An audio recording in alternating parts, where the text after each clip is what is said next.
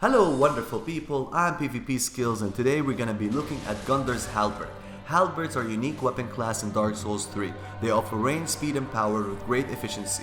But not all halberds are created equal. Some are wielded by greater power than us. These powerful forces share their attributes with their weapons, giving it an epic backstory to boot and makes the weapon much more significant and worthwhile than other weapons in the same class, especially when the owner of the weapon is considered a champion in his time. Champion GUNDYR'S Halberd is an epic weapon that strikes fear to all who face it.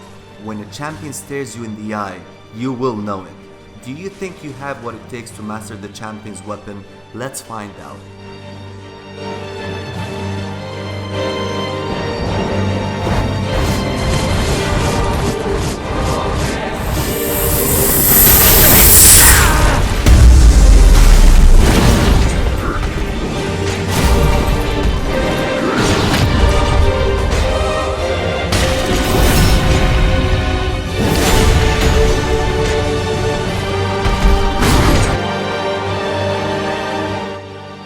GUNDYR is encountered twice in the game as a boss battle, and he is a tutorial boss in the beginning of the game and can be encountered later also. He must be defeated in order to proceed to Firelink Shrine, and he is definitely one of my top 3 bosses in the game and is my favorite tutorial boss in the Souls series.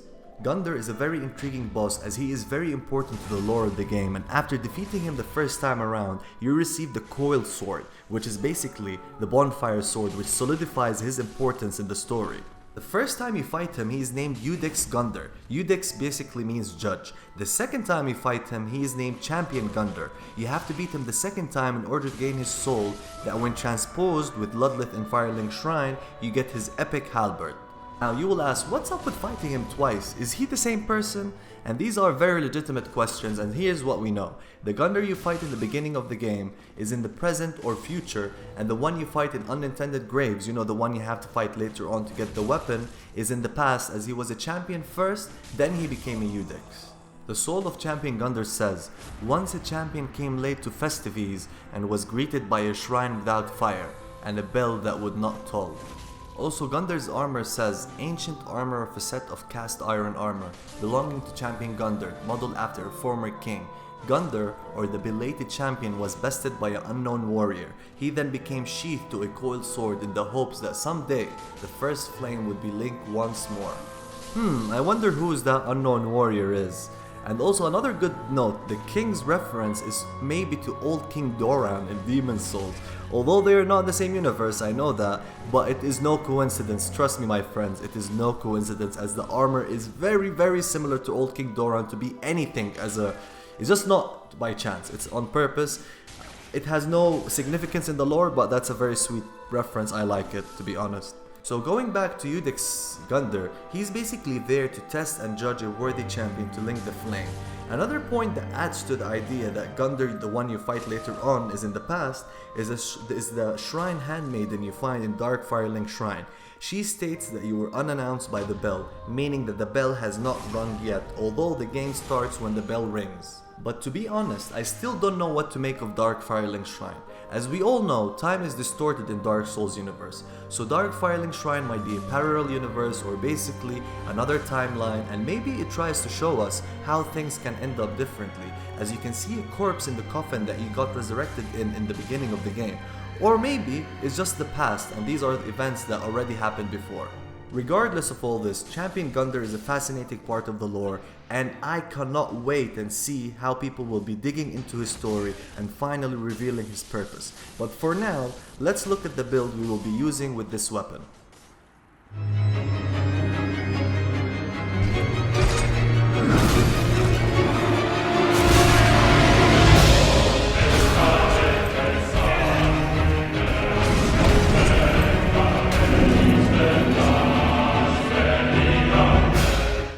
Making a build to cater to your weapons and equipment is an art form in of itself, for real. You can have hundreds of different builds, yet it can still cater to the same weapons. As you can see, GUNDYR'S Halberd has B scaling in strength and E in dexterity when fully upgraded, but you do want to have at least 15 dexterity in order to wield it, of course, because that's a minimum requirement for wielding it.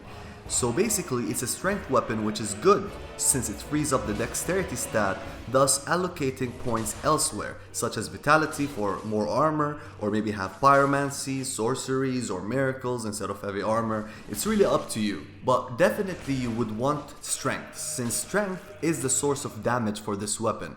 Strength would be anywhere between 40 and 50. That's the way I roll. I saw some people go all the way to 60. I don't know if it's worth it yet, but don't go over that. It's literally a waste of stats doing that. So for me, as I said, I'll go between 40 and 50. That's a sweet spot for me.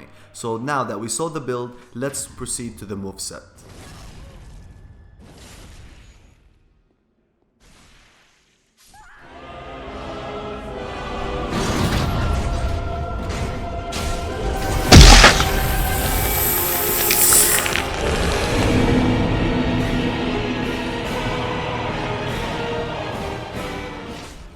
To be honest, I have mad love for the moveset on this thing. There is literally no bad attacks with this weapon. Light attacks are for range, running attacks are for finishing off your opponent or even initiating attacks, and heavy attacks are for huge sweeps that are terrific. And finally, the battle art. The battle art. So freaking awesome, like badass awesome.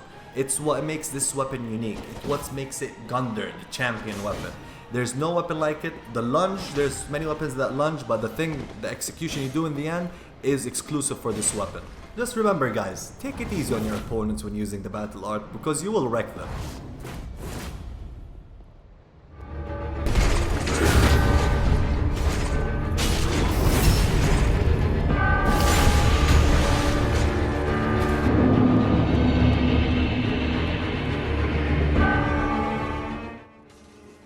When you look at the damage that the GUNDYR'S halberd inflict, you will notice that it inflicts moderate damage, but you shouldn't worry about that. The weapon has a lot of variety in its moveset, and that is where it shines. The most unique attack on this weapon is its battle art. It is just fabulous. I love it. So badass. It is a lunge attack with surprisingly terrific tracking, or pardon me, stupid tracking that can be evil if you spam it, since it's definitely spammable.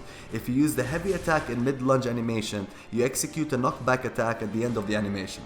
If you hit your opponent, the knockdown gives you extra time to actually do the battle art again, and with precise timing, you can repeat this process indefinitely.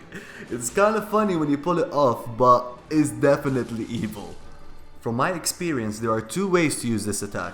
Either to close the distance between you and your motherfucking opponent, or doing it either after a combo, like, you know, doing 2 R1s, and that's when people tend to back up, and that is when you're gonna be initiating an attack. Because if you remember, as I mentioned before, the tracking is stupid and you will hunt them down. Also, you can use it in close proximity, which usually surprises people and works a lot, as people won't expect you to initiate it from close range. Now the other tip is having a lot of endurance, like have 40, which is, you know, the maximum you can have. Although the halberd consumes moderate stamina, you would want to keep executing attacks in a row. With the versatility of the moveset, you become very unpredictable, and that's what we're aiming for. For example, you can do 2 light attacks in a row, and even if you miss, you can still do the heavy attack, you know, because you have a lot of endurance. And after that, with the hyper armor you gain when two-handed, you will most probably land the heavy attack even if you get hit. And don't forget, the heavy attack is 2 attacks in a row, which makes it very, very dangerous. Another really good attack is the running attack, especially when two-handed. It's actually identical to the halberd's running attack in Dark Souls 1. I would like to call it the anti-heal attack, and it's one of the best attacks to catch people while healing or running away. It's absolutely amazing, plus it's very difficult to parry. Now going back to the battle art, you can still use it after you depleted your focus points, aka your blue bar. I did not see any difference between having focus points or not when using the battle art, but I'm pretty sure there must be something, but I still don't know about it. Thankfully, the battle art is very easy to parry, and if that wasn't the case, it will be considered overpowered, I think. On the other hand, thankfully also, all other attacks the halberd has are very difficult to parry from my experience, especially that you can charge your R2, making it even more difficult to get parried. So this concludes this weapon review. On another note though, I want to thank everyone for supporting this channel. Last week we hit 50,000 subscribers, and that is insane. To be honest, I never thought I'll reach this point. I wanted to do a thank you video, but in the past month I was extremely busy with my personal career to the point where I was literally exhausted from work, social life, and playing the game, and then freaking editing the game. So I took a break last week, but the good news is that I will be uploading more frequently from now on. Again, I want to thank everybody for supporting this channel, and to be honest, I cannot show my appreciation with mere words. Really, thank you guys, I love you guys. So this is the end of this video, have a good one.